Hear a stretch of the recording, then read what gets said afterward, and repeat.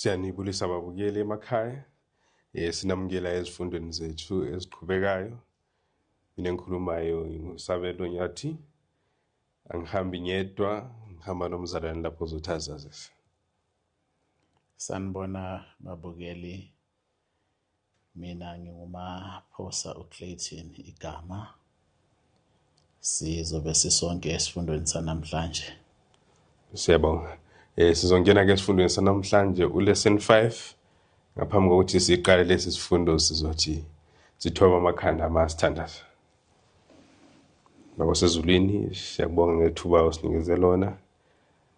Cela Nkosi ube nathi masithi singene ezifundweni zethu. Usithelele umoya wakho usesizwisise njalo sichaze ngendlela eqondileyo. Konke sothi sikufunde usiholele ekhaya lasezulwini. Ngelihle igama lenkosi yethu Jesu siyakhuleka. Amen. Amen. Singena esifundweni sethu namhlanje lesson 5 esithi consecration. Lapho esothi sibheke khona ngaphansi kwaso lesi sihloko. Ivesi lokuvula silithole lapha kuJeremiah 29 verse 13 belifundeka kanje. And ye shall seek me and find me, and when you shall search for me with all your heart. UJeremiah lapha usichazela ke ngokuthi inkosi ithi sizoyifuna siyifumane uma siyifune ngenhliziyo yethu yonke. Ungasingenisela mzalwane uMaphosa lapha uhlanganisele lo moya wesiprofethi owandelela isifundo sethu. Yebo, uJeremiah inkosi ikhuluma naye lamazwi mangabe kuyisikhathi uIsrayeli ebonakala ehlehlela emva. So kuyabonisa ukuthi ukufuna inkosi kumele uyifune ngenhliziyo yakho yonke. Ngoba mawungabe ungayifuni ngenhliziyo yakho yonke, inkosi ayiyamukeli iservice engaphelelanga. Kudinga ukuthi inhliziyo yakho iphelele kuleyo nto oyenzela inkosi. Yileyo condition lapho inkosi uzokwazi ukuthi uyifumaneke kuwe. Thaba. Umoya wesiprofethi lapha yana ke ukhuluma ngendlela esingeke sikwazi thina sodwa ukuba ama conflicts esihlangana nawo sizinqobele wona. Kudingeka ke amandla angawona umuntu, kodwa ke amandla asuka kuNkulunkulu iwona angakwazi ukuthi asinqobele le mimoya ekhona. Ngoba umuntu wanqotshwa kwasekuqaleni waba isigqili sika Sathane. So akanako amandla umuntu ukuthi amnqobe uSathane. Sidinga ke amandla asuke esihlalweni sobukhosi ukuze sikwazi ukunqoba. Siwathola kanjani? Izwi likaNkulunkulu eliyiBhayibheli liyasiyala indlela ukuba sibuyisane kabusha noNkulunkulu. Uthobhalayo, the tenor of the Bible is to inculcate distrust of human power and to encourage trust in divine power. So iBhayibheli liyasibonisa ukuthi thina ngokwethu nje asinawo amandla. Lisifundise ukuthi asiyeke ukuthi sizifunele ukuzenzela ngowethu amandla, kodwa sethembele emandleni asuke esihlalweni sobukhosi. Amen. Lisho kanjalo iBhayibheli, amandla ethu masingawethembi, sethembe emandleni asuke esihlalweni sobukhosi. Siqhubeke njalo incwadi Steps to Christ, yiyo lapho esifunda khona i-suggested reading yethu. Singena kusihloko sethu sange-Sunday, the warfare against self, kumbe impi elisana nobani nami kube nomina. Yebo. Umbuzo wethu ka1A uthi, how did Paul describe the Christian warfare and the equipment needed for it? Apostle Paul uchaza njani impi esiyilwayo nomina nezikhali ezidingekayo ukuthi siyinqobe? Ngoba nje obhalayo ebuza umbuzo othi Christian warfare, yimpi yonke eliwa nguye wonke umKristu yimpi bani eliwa ngumKristu. Impi yomKristu ke masifunda ivesi ku-Ephesians 6 uthi yena, for we wrestle not against flesh and blood but against principalities, against powers, against the rulers of the darkness of this world, against spiritual wickedness in high places. Yiyo lembe esiphakathi kwayo. Kungcono ukulwa nomuntu ombhekileyo, but fighting spiritual wickedness and powers that you are not able even to see, it's a war enzima kakhulu. So uyilwa njani impi with someone ongakwazi ukumbona? Yiyo impi ubunzima bempi yomKristu. Kodwa ke asisali singenalo ithemba nangabe silwa leyo mpi leyo, ngoba vele masifunda ke kumaHebrews ukukholwa akusiyinto ebonakalayo, kuyinto engakubonakale kodwa okunesiqiniseko sayo. Nempi yomKristu injalo. Sithola ke izinto kumele sizisebenzise ngoba umbuzo usisho nje the equipment esiyidingayo. Right, equipment bani esiyidingayo? Right, we need the whole armor of God. Usho njalo uMaster Paul. I-armor of God yini ke? Sidinga iqiniso lelo silumele silibophe enkalweni zethu ukusibe ngabantu abaneqiniso. Sidinga ke i-breastplate, okwamanje into ejwayelekile sazi bulletproof, yebekwa esifubeni ukuvikela labo abasengozini yokudutshulwa. So ke ngokokholo ke sidinga leyo breastplate eyi-righteousness. So mawusuneqiniso une-righteousness, usuqalile ukuthi uphathe okunye kwe-armor, and udinga inyawo zakho ukuthi ke zigqokiswe ke igospel yokuthula. Right, kungabi izinyawo ezihambela noma yini nani, kodwa azibe izinyawo ezihambela igospel enokuthula. Zigqoke ke leyo gospel enokuthula inyawo zakho ukuze lapho ezihamba khona zihambe zifakaza igospel yokuthula. Bese kuthiwa sidinga ke i-shield of faith. Dala makwakuliwa ngemkhonto kwakuphathwa i-shield. Right, lihawu ke owawukwazi ukuvala ngalo ini imkhonto. Lana kumele sivale ama-fiery darts omubi ngaleli hawu lani lokukholwa, ngoba uma ungenakukholwa omubi uzodlalela kuwe, uyabufana nomuntu ongenalo ihawu. Ngaphezu ke kwehawu lokukholwa sidinga i-helmet ye-salvation. Siyazi ke i-helmet into ekuvikela ikakhulukazi umuntu ohamba ngesithuthuthu ukuthi ma-ewa ikhanda livikeleke. Abantu abasebenza kuma-construction site uthi mangabe noma kuwani ikhanda livikeleke. Right, ugqoka zonke lezi zinto ukuthi umzimba wonke uvikeleke. Bese kuba ke ne-spirit of the sword, ngoba likho isosha eliya empini lingenasikhali.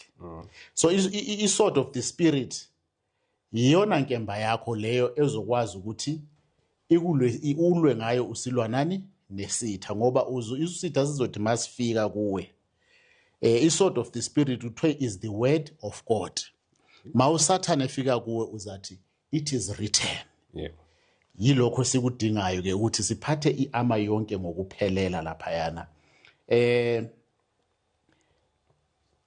Masibuka ke kuleyempi leyo, okuhle ukuthi uSathane akanawo amandla okukwenza wena muntu siqu sakho ukuthi wone. Ukona kwakho kusuka kuyikuvuma kwakho, uzokulinga. Uthobhalayo, no man without his own consent can be overcome by Satan. The tempter has no power to control the will or to force the soul to sin. He may distress, but he cannot contaminate. ungaba distressed, kodwa contamination izawusuka kuwe. He can cause agony but not defilement. Angakuzwisa ubuhlungu kodwa i-defilement yokuthi ungcole wena izasuka kuwe ku-consent yakho. So ke masingabe sesiphethe i-armor of God ngokuphelela, kuzoba lula ke ukuthi sikwazi ukumelana nesitha esingusathane. Siyabonga. So yikho lokuphelela kumbe yiyo le equipment edingekayo ukuthi sibe yilabo athi silwe nosathane sibe nakho ukunqoba. Ithi lapha mawusuthethe zonke lezi zinto verse 18 lapha ithi praying always with all prayer and supplication in the spirit. So mawusuthethe zonke lezi zinto suvikelekile, ungakhohlwa ukuthi wenze njani, ube ngothandazayo. Siyabonga usichazele kabanzi ngokugcwele lokho esikudingayo ukuze sibe yilabo abanqobayo. Sidlulela umbuzo ka-B. Where is Satan trying to obtain complete dominion?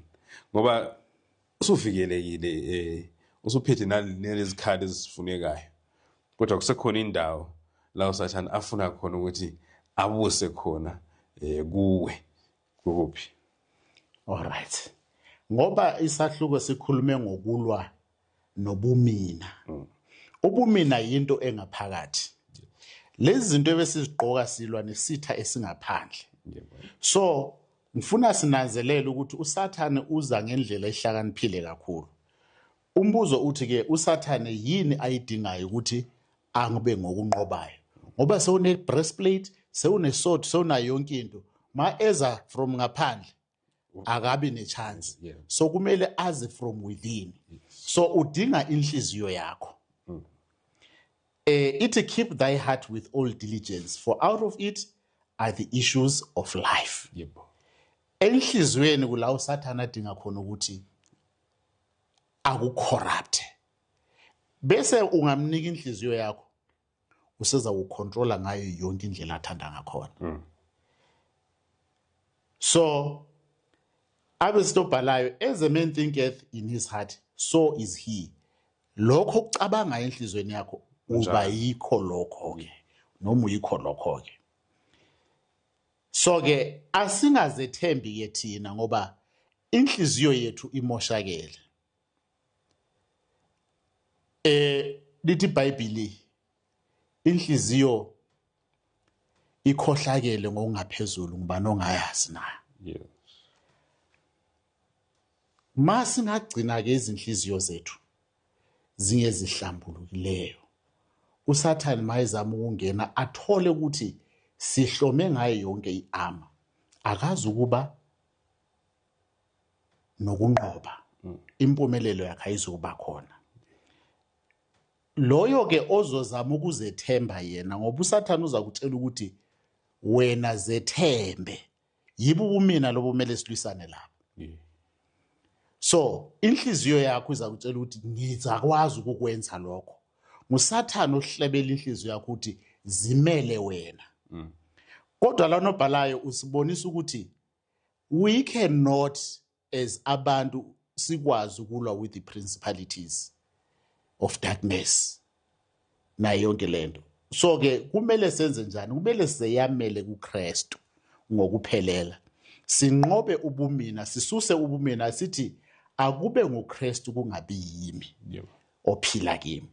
Ngoba ithi utobhalayo, the heart must be renewed by divine grace, or it will be in vain to seek for purity of life. Ngaphandle kokuthi kube nenye power ezoyihlanza inhliziyo, ipurity empilweni ayikho. Izithi loyo ke ozama ukwakha esakhela phezu kwesimilo esingena musa kaKristu, ufana nomuntu owakhela eshebetshebeni. Makufika isiphepho na kanjani leyo ndlu ayikwazi ukuma.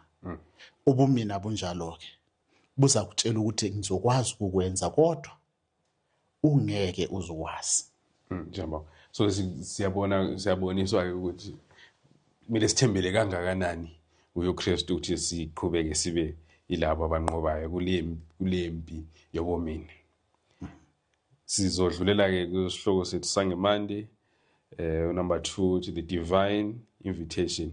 Khona ke isinxuso kumbe isimemo esibuya ezolweni. 2A, what must be given up in order to be a disciple of Christ?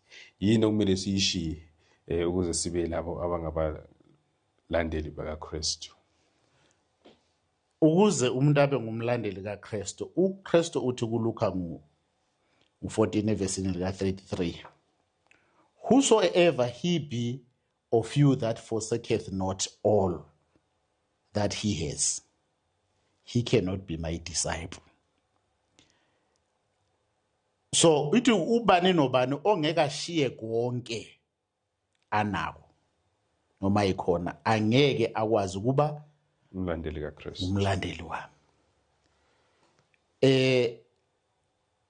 kuMathewu 6 abe 60 evesini lika 24, no man can serve two masters, for either he will hate one and love the other, or else he will hold to the one and despise the other.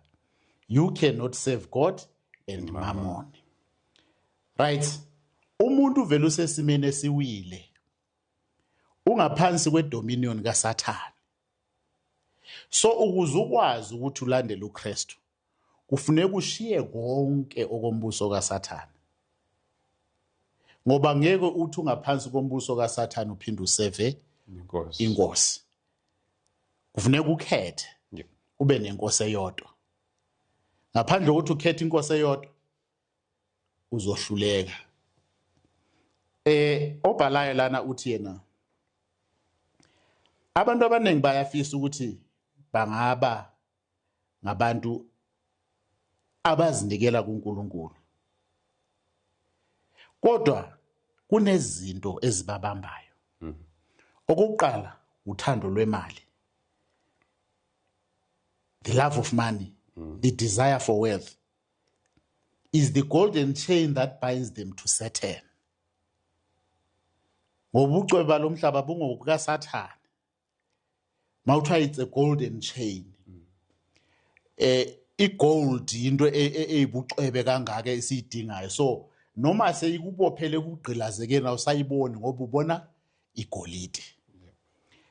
Okwesibili yi-reputation and worldly honor.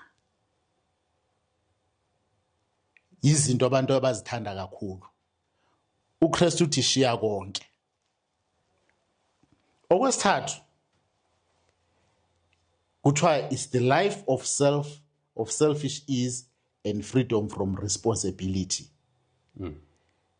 Yizo lezi zinto ezintathu ezihamba phambili ezenza abantu banganaki ukuthi sebesehluleka ukuphuma ogibeni lukaSathane.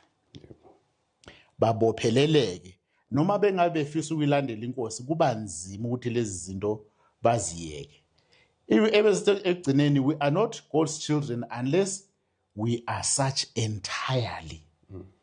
Angeke sikwazi uba abantwana bakaNkulunkulu sisase nothando lwemali, sisafuna ukuthi sibe ne-reputation, sisafuna i-selfish ease. Konke lokho kuzokwenza ukuthi singabi ngabantwana bakaNkulunkulu noma singabe sifisa. Yeah. So siyabona ukuthi izinto uthi laphana, all things kumbe whatever shall draw you away or shall draw the heart away from God must be given up. So omunye nomunye wethu ukhona anakho okumbambileyo mhlawumbe ungafani nokomunye. Yeah. Kodwa konke egcineni kwakho konke kwamele konke sehlukane nakho. Amen. Yeah. Siyabonga. Sidlulele kubi. What divine invitation does the Lord extend to all who desire a renewal of heart and life? So inhliziyo lena uSathane afuna ukuthi abuse kuyo. Kumele ukuthi uma usiya kuKristu usuzinikela ngokupheleleyo ngalendlela esiyalwa ngayo. Kumele ibe yileyo ezalwa kabusha. So isimemo siphi lapha kubi esisitholayo esinikezwa kuwo wonke umuntu ofisa ukuthi inhliziyo yakhe ibe leyo ezalwe kabusha. uIsaiah ngo-1 evesini lika 18 sithi isimemo, come now and let us reason together. Mawusiza uzorizina nomuntu niyabonisana ukuthi yazi lokho nakho ungasakubona ngathi kuhle, kodwa makunganjani mina ngikunike lokho, ukubona njani lokho unalokho wena onakho.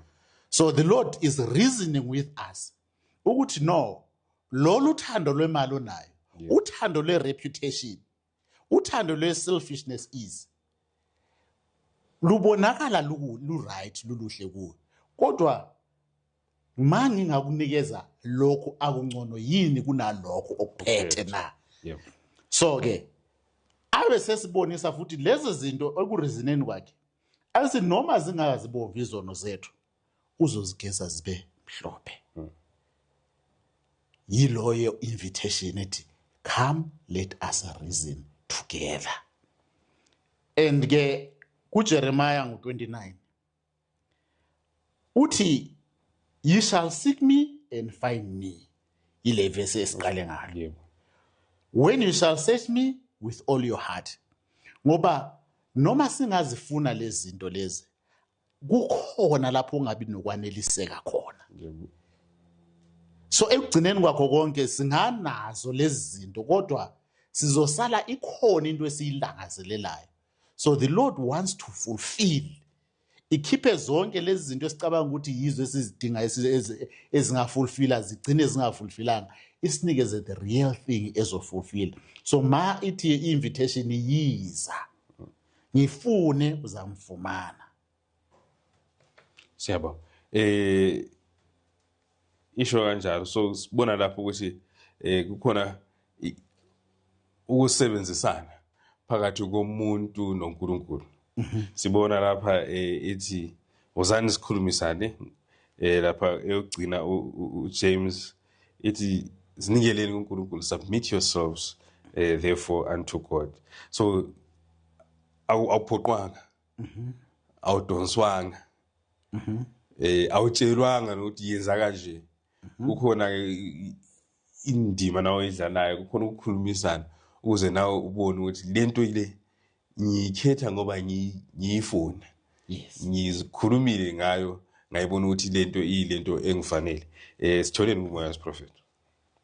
Kumoya Prophet into esiyitholayo ke lapha yana ukuthi uNkulunkulu ngoba sewushilo ukuthi akasiphoqa.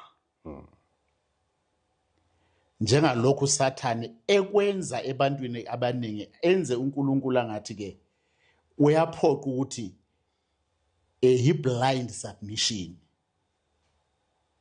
and an unreasoning control. Kodwa uNkulunkulu uthe come let us reason together.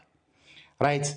Ngoba ngabe kuyaphoqa utobhalayo, a mere forced submission would prevent all real development of mind or character. It would make a man a mere automaton. So uNkulunkulu akadingi into ezifana nalezo. Ngabe funa ukwenza ukucreate such, he has all the power to create such. Nalapho uSathane bengekakwazi ukuthi amlinge loyo muntu loyo ngoba udalwe kanjalo. Kodwa udale umuntu okwazi ukuzikhethela. Yikho esithi kuloyo muntu come let us reason together. Ibisithi ke such is not the purpose of the Creator. He desires that man, the crowning work of his creative power, shall reach the highest possible development. He sets before us the height of blessing to which he desires to bring us through his grace. He invites us to give ourselves to him, that he may work his will in us. So he invites us. He's not forcing us. So it's an invitation encengayo umuntu uthi yiza sikhulume sixoxe indaba. Then ke usu-invitiwe kusalela wena ukuthi ukhethe ukuthi uyafuna ukukhululwa na kubondage yesono noma ufuna ukuzihlalela esonweni sakho. I-choice seyingeyakho. Siyabonga. So siyabonga lapho ukuthi siboniswe i-choice kumbe ukuzikhethela okumele sikwenze before singena ebudlelwaneni noNkulunkulu, ukuthi angeke accept kumbe avume ukuzinikela kumbe ukuthi umuntu eze engafuni, not willingly, and engakucabangisisanga ukuthi ungena entweni enjani. Siyabonga, sidlulela ku-Tuesday ngaphansi kwesihloko esithi Christ gave all. uKristu wanikela ngakho konke. U-A uthi, what has given Christ the right to take his children to heaven? So nakho umbuzo uyabuza, yini lena enikeza uKristu lawo mandla, lelo gunya lokuthi athi uzothatha abantu bakhe, ingane zakhe, azise ekhaya ezulwini? Okay. Okunikeza uKristu amandla ukuthi athathe abantwana bakhe abasekhaya ezulwini.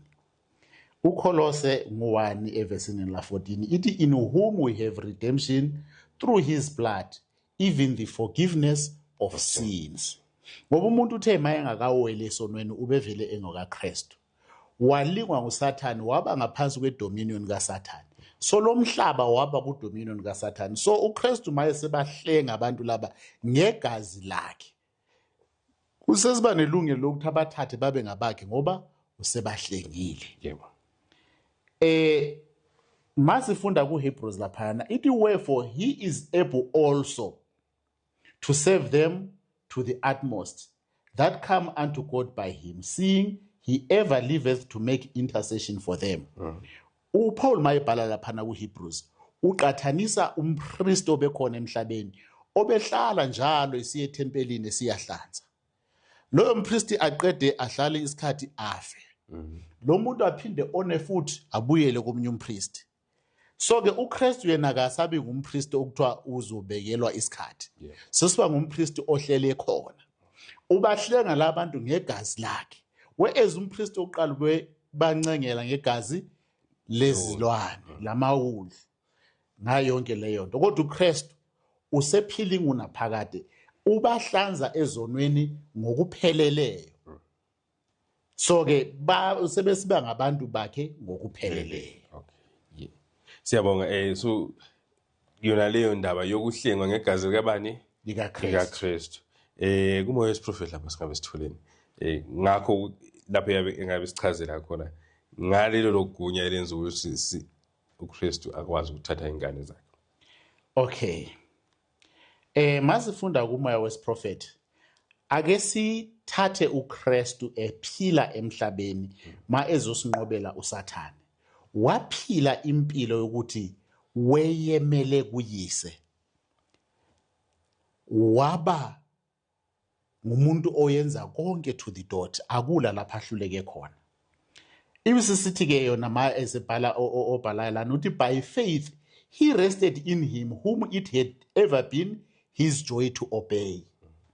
Nathi mawungaba intokozo yethu ukuthi simlalele uKristu ngokupheleleyo. Siba ku situation efana nekaKristu maye wayesaphila emhlabeni, yonke into ebekezelele ehlonipha uyise. And as in submission he committed himself to God, the sense of the loss of his father's favor was withdrawn. By faith Christ was victor. Nalapho ma wayesekhala isiphambaneni sithi, Eloi Eloi lama sabachthani, esebona iseparation, kodwa wala ebambelele ngokukholwa ukuthi ngiyenzile yonke intando kaBaba. So ke yilokho nathi okusinikeza ukuthi uKristu asiclaime, ngoba ngokukholwa noma uSathane engasenzani kuthiwe angasihlukumeza, asizwise ubuhlungu, kodwa akakwazi ukuthi asicorrupt. As much as uKristu wabambelela wakhala esesiphambanweni, waba ngonqobayo ngokukholwa, nathi siba ngabakaKristu ngoba sibambelela ngokukholwa kuze kube sekugcineni. Siyabonga. Lapha enye iphathi lene engaphansi lapha ithi lapha isihloko sethu sithi Christ gave all. Yes. Mase singena lapha umoya wesiprofeti ngaphasi uthi, in the gift esinikezwa nguNkulunkulu esinikezwa uJesu, God gave all. Ithi mawubhekile from a human point, so ungabona ukuthi i-sacrifice lena yamoshakala, it's too much of a sacrifice. Kodwa lapha siyafunda ukuthi isacrifice enjalo engahlanza umuntu kumbe sindise umuntu ngokuya kuMoses prophet iparagraph lesibili ethi but the atonement for the lost world was to be full, abundant and complete. So kulobu budlelwane esinabo noKristu sifundile lapha kuna isihloko esidlulileyo ukuthi thina nathi kumele sizinikele njani ngokupheleleyo. Inhliziyo zethu kumele sizinikele ngokupheleleyo. uKristu wazinikela naye ngonjani ngokupheleleyo. Ithi uNkulunkulu naye ngekusinikeza uKristu wayenikele konke ayengakunikeza. So kudingeka i-commitment efunekayo ukuze sonke sizithole sinobudlelwane obupheleleyo nezulu. Ithi mayeqeda egcineni uthi there must be enough and to spare. Kungabi khona ozothi hayi umusa lapha wawusuphelele babe baliwa abantu babenjani ababengasindiseka kulomusa wathelwa. But there was enough and to spare. So akekho noyedwa kwabalahli ozothi kwaphela umusa ikhona lahliwe, because there was to spare. So Christ gave all. Kugithi ukuthi siyakwamukela lokho na. Siyabona sidlulela kuB lapha sifunda umbuzo othi what does Jesus require of all who desire to be his children and want to be able to receive his spirit. Nakho umsebenzi wenziwe, isipho sesinikeziwe, yini efunekayo kulabo abafundi bayamukele umoya kaKristu. Uthi ku Proverbs my son, give me thine heart and let thine eyes obey my ways.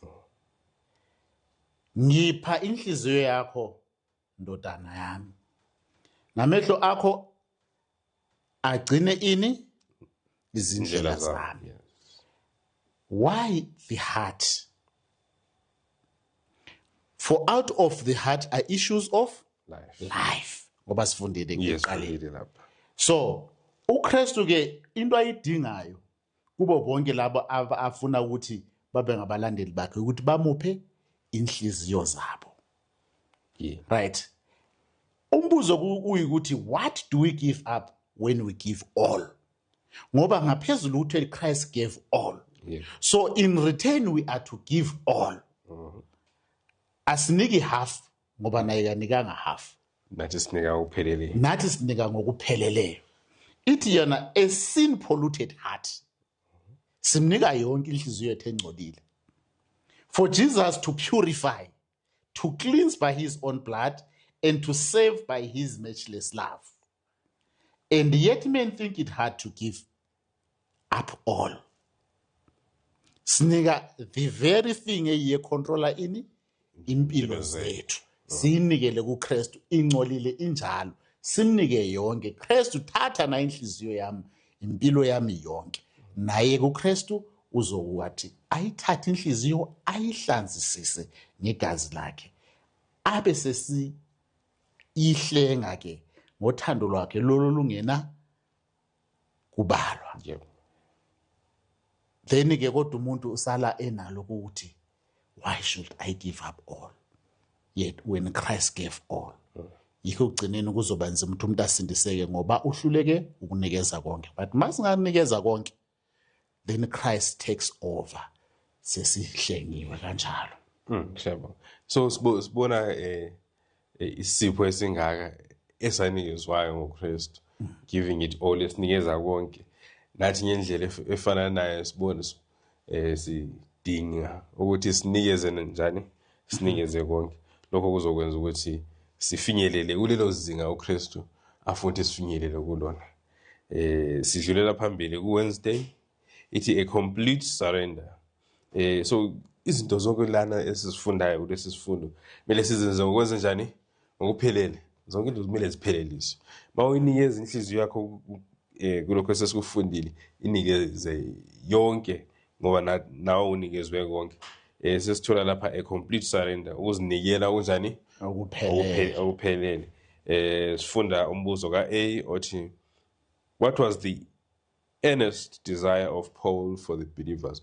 Uthi uMapostle Paul maye ekhuluma ngalokho kuzinikela. uthi kwabaseRoma ngo-12 evesini ngelika-1, I beseech you therefore, brethren. Uyabacela ngale ndlela. Ngiyanincenga bazalwane. By the mercies of God. Ikuncengo kunjani lokho? Okukhulu.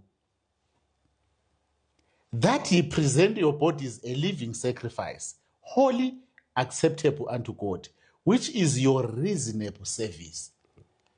Reasonable is not something that taxes a lot, but it's something where you bona ukuthi hayi le kufakwe umfutho kunamandla afayiwe yinto engingayenza lena ayiyazwisiseka hayi uthi nawe uma uyibona ubona ukuthi hayi i-right ayikho ngaphezulu kwamandla ami. Right? So uyabacela uyabancenga ukuthi banikele imizimba yabo as a living sacrifice. Abese sithi ke kwabase Thessalonika ngo-5. And the very God of peace sanctify you wholly. Not partially, but wholly. And I pray, God, your whole spirit and soul and body be preserved blameless unto the coming of our Lord Jesus Christ. So when you are sanctified wholly, the spirit, the soul, and the body are sanctified and to be preserved blameless until Christ comes. So yiyo le complete surrender edingwa nguPaul akade uthi akungabi ukuthi Nkosi ngizokwenzela ngigcine lana ku-80% ngokwakho. U20 lo salayo ngizozithathela mina abheke mina. Ngithatha konke Nkosi. Kube ngiyakhe intando ephusala kimi. Jaba. So umoya wesiprofeti unosichazela kanjani ngalokho ukuzinikela uthi yini okumele siyenze mhlawumbe engabonisa ukuthi sesizinikele ngokupheleleyo. Uthi ke obhalayo noma ngalamazwi ayebhekiswe ku-Israyeli wakudala kulamabandla aseRoma aseThessalonika asasebenza nakithi namhlanje. Right? Ngoba imizimba yethu okumele siyinikele ngokuphelela yiyona okumele isebenzele uNkulunkulu. Uthi it is not merely a theory, an emotion or a form of words, but a living active principle entering into the everyday life. Right? Yinto kumele siyenze every day. Uthi ke maye eqhubeka it requires that our habits of eating, drinking and dressing be such as to secure the preservation of the physical, mental and moral. So zintathu izinto okumele uzinake ezizogcina these other three things zingezi right phambi kobuso bukaNkulunkulu. How you eat, how you drink, how you dress ulaphayana nje.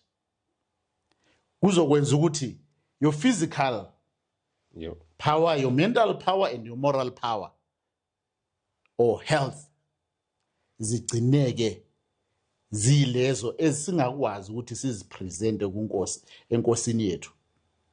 Imizimba yethu ngokuphelela blameless, not an offering corrupted by wrong habits, but a living sacrifice holy acceptable unto the Lord.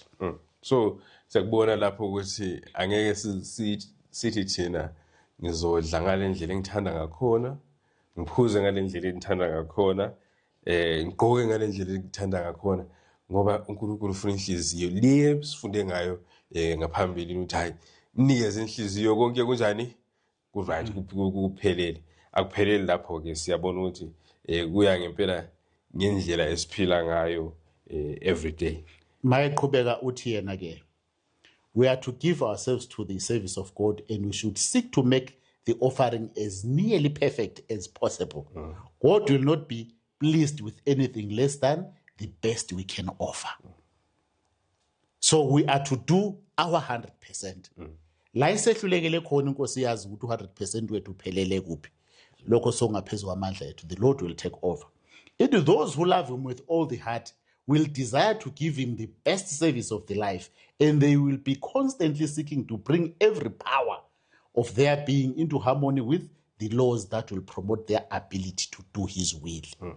So ukuzinikela inhliziyo yakho ukwenzela uNkulunkulu kwenza ukuthi all the power owanikeziwe uwasebenzisele kwenzeni umsebenzi kaNkulunkulu, ekuzinikeleni ukwenza konke ngokuphelele.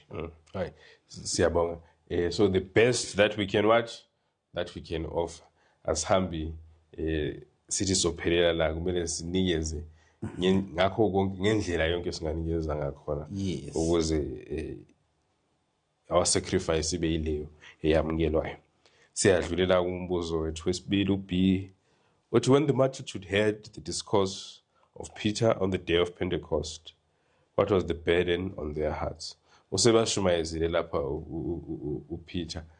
Kukhona abazibuza khona, kukhona into abafuna ukuthi bazi ukuthi bayenze mabesuka la. Sithola lapha. Into esiyitholayo lana masifunda ku-Acts 12 verse 17. Uthi now when they had heard this, they were pricked in their heart and said unto Peter and to the rest of the apostles, Men and brethren, what shall we do? So Peter wayesebachazele yini le ayibachazele yona uPeter, baze babuza ukuthi singenzani manje. Mayesebachazela ukuthi uKristu lo enimthethe nambethela nembalo weyindodana kaNkulunkulu. Kwavuleka kubo kwathi kwabo. Pho senze njani? uPeter uyabachazela uthi repent and be baptized, every one of you, in the name of Jesus Christ, for the remission of sins. Ye shall receive the gift of the Holy Ghost. So ke ibhedeni abasebenayo yibhedeni yokuvuma izono. Yes. uPeter uyabatshela vumani izono nibhajathiswe. Ma obhala echaza uthi the multitude heard the disciples declaring that it was the Son of God who had been crucified. Priests and rulers trembled. Conviction and anguish seized the people. They were pricked in their heart and said unto Peter and to the rest of the apostles, Men and brethren, what shall we do? So among those who listened to the disciples were devout Jews who were sincere in their belief. The power that accompanied the words of the speaker convinced them that Jesus was indeed the Messiah. Peter urged home, upon the convicted people, the fact that they had rejected Jesus because they had been deceived by the rulers. And that if they continued to look on these men for counsel and waited for them to acknowledge Christ before they dared to do so, they would never accept him. So that's why it's pendukani manje ni bhajadiswe. Manje. They had not to look back and say, but priest in it says, surrender now. Because subona ini la okuneputha khona. So baba ngabantu ke who surrendered at that moment in time. They felt the burden ukuthi sebeyithwele. uKristu kayisithi, come unto me all you are weary and heavy laden, and I will give you rest. So this is the rest that they were looking for, because they were burdened in their heart. Yeah. Siyabonga.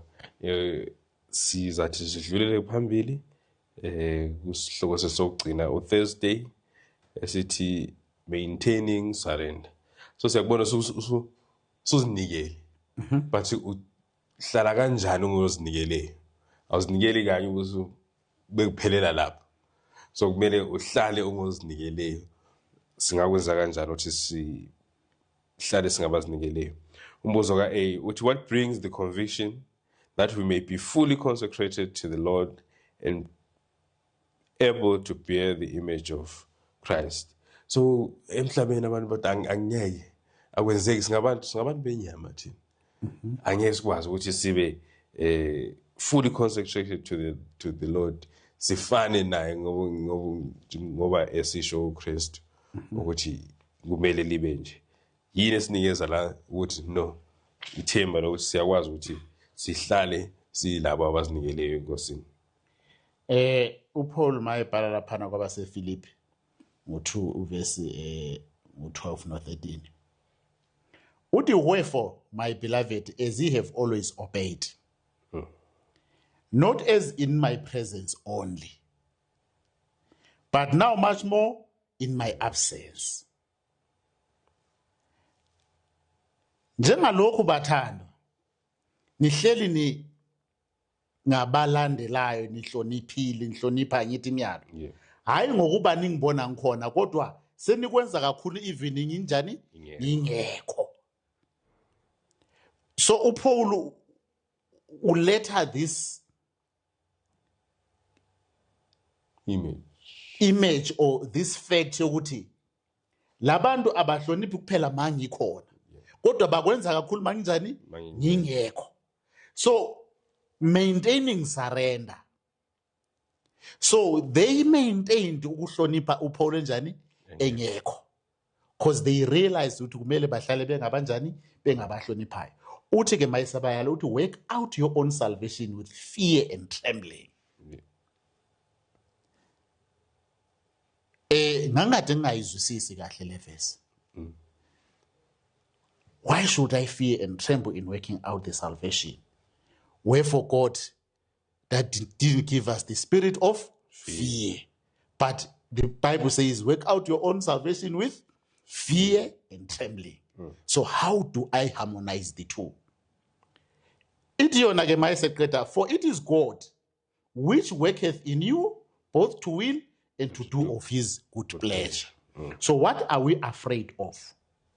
God does not bid you fear that he will fail to fulfill his promises, that his patience will weary or his compassion be found wanting.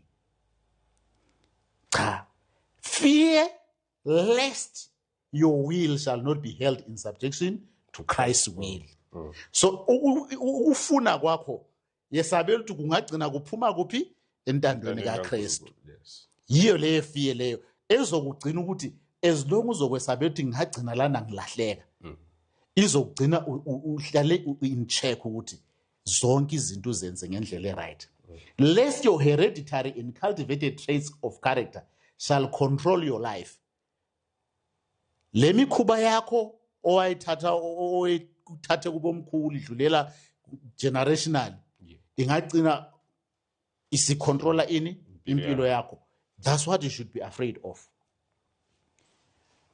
You are not to be afraid ukuthi uNkulunkulu angakushiya, because it is him who worketh in you, both to will and to do of his good pleasure. Fear lest self shall interpose between your soul and the great master worker. Yikho lokho kumele ukwesabele. If you keep that fear, it will make sure the connection is always there. Fear lest self-will shall mar the high purpose that through you God desires to accomplish. And fear to trust your own strength. Ungazethembi, uyesaba ukuzethemba. Ma ungaqala nje ukuthi uzethembe, then uzophuma endleleni. Kwesaba ukuzethemba. Abesima igcina ethi fear to withdraw your hand from the hand of Christ and attempt to walk life's pathway without his abiding presence. So yiyo le fear lena ezasigcina sikuphi simaintaina isurrender singakuKristu.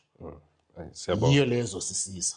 Yeso konke lokhu kusikhombisa ukuthi kuyenzeka ukuthi sibe ilaba abahleli benjani besurrendile. Kodwa ukhona kumele njengoba sokubalesiwe kumele sikuqaphele ukuze singazitholi sesilabo abaphuma ngaphansi kwaleyo surrender. Sidlulela ku B, umbuzo othi how can steadfastness of faith and complete surrender to the right principle be maintained? So kunama principles aqondileyo esiwaziyo esiwathetheyo esiphila ngaphansi kwawo. Uthi how can you maintain kumbe singahlala sihamba ngaphansi kwalawo ama principles kanjani? Uthi Paul mayebhala kwabaseGalatia uthi I am crucified with Christ, nevertheless I live. Ngibethelwe kunye noKristu. Into kumele si understand ukuthi uKristu wabethelelwa thina. So effectively yithi esibethelweyo sesifile. Kodwa ke asisafanga physically ngoba sisaphila. Kodwa ngendlela yokuthi uKristu sifele wathatha indawo yethu nathi sife naye. So asisakwazi ukuphila thina ngokweyethu indlela ngoba uKristu njani usefile. Indlela ebesizihamba zisisa ekufeni, lokho sokufuwe ngubani? uKristu asesithathele khona. So thina somele siphile impilo kabani? kaKristu. So nevertheless I live, yet not I, but Christ liveth in me. And the life which I now live in the flesh, I live by the faith of the Son of God, who loved me and gave himself for me. Yiyo indlela ezokwenza ukuthi steadfastness of faith and complete surrender to right principles be maintained. Sazi ukuthi mina ngafa kudala, angisakwazi ukuthi ngithi ngisifunela lokho. So kumele kube nguKristu ongenza intando yakho ezothi yaye ngifuna lokho ngenze khona, ngifuna lokho ngenze khona. Right, kuMatthew laphana uthi yena if any man will come after me, let him deny himself. Muself okumele aphume achabalale afe angaphinda abe khona. Let him deny himself and take up his cross and follow me. For whosoever will save his life shall lose it. And whosoever will lose his life for my sake shall find it.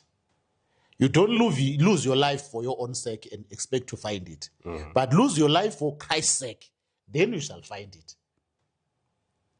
But if you try to keep your life, then Christ is not in the picture. You lose that life. Eventually. So kwemoyeni wesiprophet laphayana ke sikhona nje ama-points ambalwa esiwatholayo. Those who would gain the blessing of sanctification must first learn the meaning of self-sacrifice. Ma ungakwazi ukuzisacrifice ubumina, angeke sanctification ikwazi ukuthi ithathe indawo. Right? You cannot change your heart. You cannot of yourself give to God its affections, but you can choose to serve him. Inhliziyo yakho angeke ukwazi ukuyitshintsha. Kodwa ungakhetha ukuthi usebenzele uNkulunkulu. Then God will work in you. You can give him your will. He will then work in you to will and to do according to his good pleasure. Yile ezogcina ini steadfastness. Through the right exercise of the will, an entire change may be made in your life. I-will uyinikiwe uyakhetha wena, Nkosi sengikhetha mina ukuphilela wena. Then God will work in you because you have chosen to give him your will. Yes. By yielding up your will to Christ, you ally yourself with the power that is above all principalities and powers. You will have strength from above to hold you steadfast. And thus, through constant surrender to God, you will be enabled to live the new life, even the life of faith. See, it only needs you to constantly surrender to God. Then, ekugcineni uzithola uzoba ngumuntu okwaziyo ukuthi uhlengeke. Siyabonga. Injalo ke indaba yesurrender lapho esithola khona ukuthi sifunde kakhulu namhlanje kulesi sifundo ngewili ngokunikeza kwethu intando yethu kumbe ukukhetha kwethu sikunikeze kubani kuNkulunkulu. So yikho lokhu esikufundayo phansi kwesifundo sethu esithi consecration lapho esizinikela khona kuNkulunkulu. Usifundile ke ukuthi uNkulunkulu unikezile konke. uKristu unikezile konke. Nathi ngendlela efanayo kumele sinikeze konke. Injalo, consecration is to set aside for the divine use. So we are setting ourselves aside for God to use us. It is a reasonable service. It is a reasonable service. Siyabonga ke isifundo sethu siphelela lana. Ingathi kungabe kukhona esizitholele khona okuzothi kusize ukuthi sibe lawo abazibekayo kumbe abazikhethayo ukuthi sizothi sisebenzele inkosi ngendlela efaneleyo. Siyathemba ukuthi nizophinde nihlale nathi esifundweni sethu esilandelayo ukuphetha lesifundo sethu sanamhlanje sizocela ubaba uMaphosa asivalele ngomthandazo. Asikhulekeni. Baba wethu osezulwini, siyabonga ukuba uyasikhumbuza ngazo zonke izikhathi. Usiletha Nkosi ezifundweni ezifana nalezi eziphakamisela inhliziyo zethu ngakuwe, ezisifundisa ukuba sinikele ubumina bethu ngakuwe, ezisifundisa zisikhumbuze Nkosi ngomnikelo omkhulu kangaka owunikelela ukuhlenga umuntu owayesewele esonweni. Siyabonga Nkosi ngoba usinikile ithuba lokuwasize kuwe sivume izono usithethelele bese sigcinakala singakuwe samukeliswe impilo kunaphakade. Ingathi-ke umoya wakho ungasebenza ezinhlizweni zethu ukuba usinikeze Nkosi i-repentance esuka kwesakho isihlalo sobukhosi esingazokurepenta ngayo, bese uba yoza usiholela endleleni yakho yokulunga size siyofinyelela ekhaya ezulwini. Malibonge lidunyiswe libatshazwe lihlonishwe lakho igama kwande kube sekupheleni. Sicela sibonga ngokukholwa egameni elihle lomfeli nomsindisi wethu Kristu Jesu. Siyakhuleka. Amen. Amen.